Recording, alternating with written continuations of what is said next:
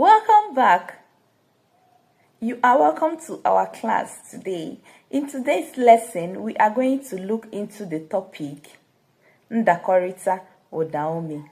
Ndakorita Odaome. Ndakorita Odaome is a form of phonology that the English call vowel harmony. So, Ndakorita Odaome in English simply means vowel harmony.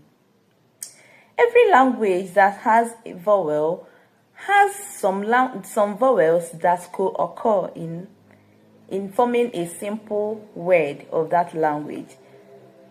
Even Igbo language as well has that rule.